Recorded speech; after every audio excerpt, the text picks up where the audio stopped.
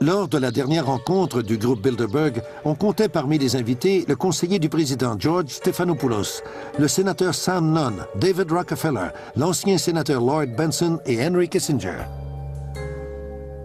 Un mois plus tôt, 50 groupes libéraux se sont rencontrés à Washington pour discuter de leur opposition aux banques internationales et à la globalisation de l'économie. En réaction à cette rencontre, les Bilderbergers discutent du rôle des libéraux dans les organisations. Le mouvement séparatiste au Canada est aussi à l'agenda. Ils analysent comment les provinces fragmentées de ce pays pourraient être absorbées par les États-Unis. Ils discutent également de l'expansion de l'ALENA, de l'Alaska jusqu'au Chili, pour augmenter les profits des entreprises en encourageant les compagnies américaines à déménager en Amérique latine, où la main-d'œuvre est moins coûteuse et les lois environnementales moins sévères. Le groupe Bilderberg, le Conseil des relations étrangères et la Réserve fédérale semblent tirer les ficelles de nos vies comme des marionnettistes au sommet de leur art. Est-ce la vérité ou simplement les divagations de théoriciens de la conspiration? Les gens qui traitent les théoriciens de la conspiration de théoriciens de la conspiration ne sont pas les théoriciens eux-mêmes. Nous parlons de faits. Le groupe Bilderberg existe. La Réserve fédérale existe. Les membres du groupe Bilderberg sont ceux qui contrôlent la Réserve fédérale. Voilà des faits. David Rockefeller a remercié les médias en personne pour avoir étouffé toute l'affaire. Il a dit « Sans votre aide, nous n'aurions pas pu mener à terme notre expansion mondiale. Ils conspirent pour éliminer les États-Unis tels que nous les connaissons, simplement en faisant disparaître notre identité nationale. » Pourquoi les principaux médias ne parlent pas de ces choses? Pour répondre, il faut savoir à qui appartiennent ces médias. Si on regarde la liste d'invités aux réunions du groupe Bilderberg, on peut y voir Katharine Graham, la propriétaire du Washington Post. Il y a aussi Conrad Black, qui est un magnat de la presse au Canada et en Europe. Il a lui-même organisé l'une de ces réunions il y a quelques années. Chaque année, ils se rencontrent en secret. Et il y a un blackout total de la presse. Aucun de ces journaux ne rapporte ce qui s'y passe. Dans notre pays, la presse est le quatrième pouvoir. Vous avez le pouvoir judiciaire, le pouvoir législatif et le pouvoir exécutif du gouvernement. Puis vous avez la presse, qui a le devoir de garder un œil sur les trois autres. Si les dirigeants des trois autres pouvoirs travaillent de concert avec les dirigeants du monde entier pour déterminer les politiques économiques, les guerres et les droits humains, alors la presse a la responsabilité de s'ingérer pour informer le peuple. Il y a quelques années, en 1997, la femme du président a assisté à l'une de ces rencontres en Géorgie, et quelques journaux locaux l'ont mentionné. La première dame des États-Unis en réunion avec des personnes qui veulent possiblement contrôler le monde. Ça aurait dû faire la une de tous les quotidiens. Les banquiers internationaux constituent le cinquième pouvoir et ils ne pourraient rien accomplir sans le contrôle des médias électroniques. Ce qui les dérange le plus, c'est la montée d'Internet, du câble et de toutes ces émissions de télévision ou de radio qu'ils ne peuvent pas contrôler. Ils ont besoin de ce contrôle, sinon ils n'arriveront pas à leur fin. Ce qui peut sembler une conspiration aux yeux de quelqu'un ne relève peut-être que du privé aux yeux d'un autre. En fait, le groupe Bilderberg a une véritable atmosphère de club privé. On ne peut y entrer que sur invitation. Quand on s'arrête à des groupes comme le Conseil des relations étrangères, les Bilderbergers, la Commission trilatérale, il ne faut pas oublier que les banquiers travaillent au niveau international. Les banques centrales de tous les pays travaillent ensemble. Le Conseil des relations étrangères a été formé à la conférence de la paix de Versailles après la Première Guerre mondiale. Plusieurs conservateurs croient que c'est ce Conseil qui dirige les États-Unis, mais ce ne sont que des intermédiaires, car les ordres viennent directement de Londres. Apparemment, les décisions prises en secret par les Bilderbergers affectent davantage nos vies que les politiques adoptées lors des débats entre démocrates et républicains. Puisque les autres journaux ne s'y intéressent pas, The Spotlight, un petit journal de Washington, s'attaque à lui seul au voile de mystère qui entoure ces rencontres secrètes. Grâce à nos enquêtes sur le groupe Bilderberg, nous avons pu prédire la fin de la guerre froide, la chute de Margaret Thatcher, la guerre du Golfe et le revirement du président George Bush sur l'augmentation des impôts. Les sociétés financières qui sont dominantes à la Réserve fédérale et au groupe Bilderberg gravitent en grande partie autour des familles Rockefeller et Rothschild. La Chase Manhattan et la Citibank, par exemple, sont dans la sphère d'influence des Rockefeller et des Rothschild. Ils sont la base de l'élite de Bilderberg. Ce qui est particulièrement troublant, c'est que les membres de ces groupes puissent même choisir le président des États-Unis. In December of 1974, there was a major headline on the editorial page of the Atlanta Constitution that said Jimmy Carter is running for what? And what was about this said? Running American president.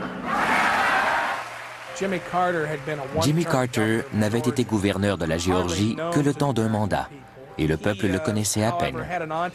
Cependant, il était en contact avec l'élite internationale parce qu'il était membre de la commission trilatérale de David Rockefeller.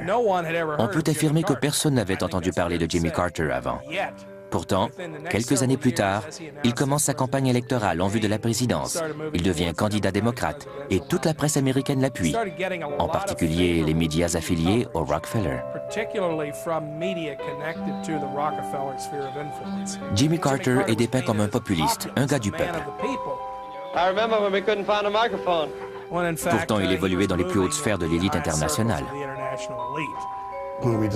Quand j'ai découvert que Bill Clinton, le gouverneur pratiquement inconnu de l'Arkansas, avait assisté à la réunion des Bilderberg en 1991 en Allemagne, je pouvais prédire un futur politique intéressant à ce jeune homme. Quand j'ai découvert en 1991 que Bill Clinton était allé à la réunion du groupe Bilderberg, j'ai prédit qu'il serait le candidat démocrate à la présidence. Je ne croyais pas qu'il serait élu président. Cependant, les Bilderbergers l'ont choisi pour être président. Will, to the best of my ability, preserve, protect, and defend the Constitution of the United States. Preserve, protect, and defend the Constitution of the United States. So help me God. So help me God. Tout comme Jimmy Carter, Bill Clinton est un produit de l'Empire Rockefeller. Mais il est encore mieux placé que Carter, puisqu'en plus d'être membre de la commission trilatérale, il a été invité à faire partie du Conseil des relations étrangères. Clinton avait donc la bénédiction des Rockefeller et des Rothschild. Comme tous les enfants américains, j'ai grandi avec le sentiment que le président des États-Unis était l'homme le plus puissant du monde. Ce n'est pas ça du tout. Même Bill Clinton a admis qu'il n'était qu'un président virtuel dans un de ses discours en 1998. Just when you think the economy's stable, just when you think you're made in the shade, someone changes the rules. Si cette conspiration existe, les fomenteurs de ce qu'on appelle librement le nouvel ordre mondial ont parmi leurs priorités la libre circulation des capitaux et des biens entre les nations. Les membres de cette élite ont été les principaux partisans du libre-échange parce que ce sont eux qui contrôlent les plus importantes multinationales. Ce sont ces gens qui veulent fabriquer des téléviseurs à Mexico et qui vont appauvrir les pays du tiers-monde en traitant les travailleurs comme des esclaves pour tirer un plus grand profit de la vente de ces produits aux États-Unis. Les principaux médias de ce pays nous racontent que ces liens avec l'élite internationale ne sont que temporaires et que tout cela est bon pour l'Amérique. Mais rien de tout cela n'est bon pour nous. Regardez les gens qui perdent leurs emplois, les familles qui souffrent. Les coupables sont les groupes comme le Bilderberg, la Commission trilatérale et la Réserve fédérale. Ce sont les membres de cette élite qui en tirent profit, pas les citoyens américains. Ces familles occupent le milieu bancaire depuis 500 ans. Elles ont fait la traite des esclaves, le trafic de l'opium. Ces personnes ne sont pas intéressées par un bénéfice de 5% par année. Elles veulent 1000%. Et pour arriver à de telles sommes, il faut tremper dans l'or, les esclaves et la drogue. C'est là que se trouve l'argent.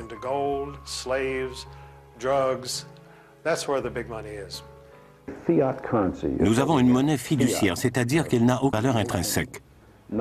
En d'autres mots, elle n'est garantie que par la confiance dans le crédit de celui qui imprime la monnaie. Si c'est une banque qui crée la monnaie, alors votre confiance est placée dans leur habileté à garder la valeur de cette monnaie à un niveau acceptable par tous.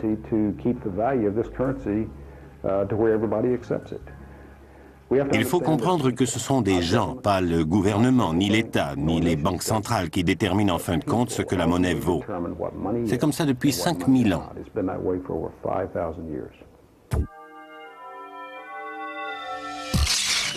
La question initiale demeure. Sommes-nous les citoyens d'une grande démocratie ou sommes-nous victimes d'une sinistre conspiration?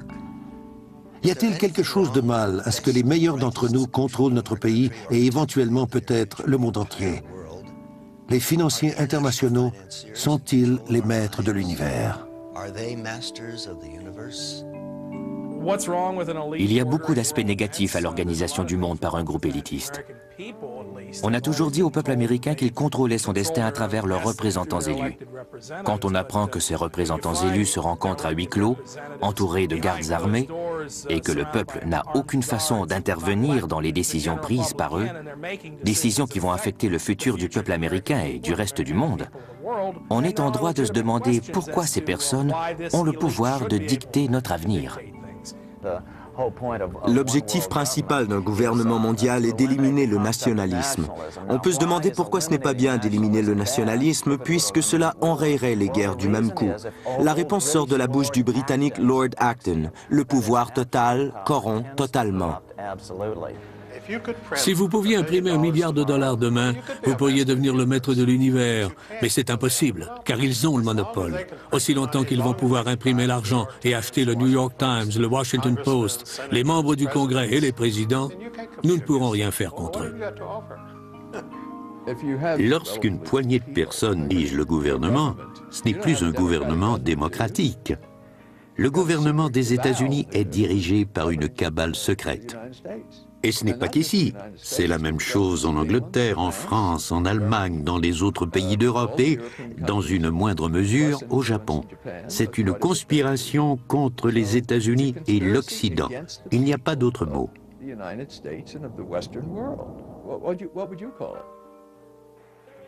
Est-ce que les Rockefeller, les Rothschild et ceux qui gravitent autour de ces familles sont les maîtres de l'univers? Je répondrai ceci. Ils désirent devenir les maîtres de l'univers, mais il y a beaucoup de gens qui vont leur mettre des bâtons dans les roues. Quelle arnaque! Ils créent de l'argent à partir de rien. Ils en ont tellement que l'argent ne compte pas pour eux. Tout ce qui compte, c'est le pouvoir. Ils veulent seulement être en mesure de contrôler la situation politique pour arriver à leur fin. Ils n'ont pas encore réussi aux États-Unis en raison de la richesse, de l'indépendance et de l'esprit patriotique des Américains de la classe moyenne. C'est la seule chose qui empêche notre monde de sombrer dans le despotisme totalitaire. Si je vous sers une tasse de café qui contient 95% de café et 5% d'arsenic, même s'il y a plus de café, vous allez mourir. Ce que l'on nous sert, c'est un mélange de vérité et de mensonge pour expliquer les événements qui surviennent dans notre monde. Il y a assez de vérité pour que ce soit plausible, mais assez de mensonges pour que l'on reste dans l'ignorance. Il faut blâmer en grande partie notre système d'éducation. Nous sommes en train de faire des idiots avec nos enfants. C'est la forme la plus cruelle de censure. La majorité des enfants de cette génération sont incapables de lire les livres qui démasquent ces hommes.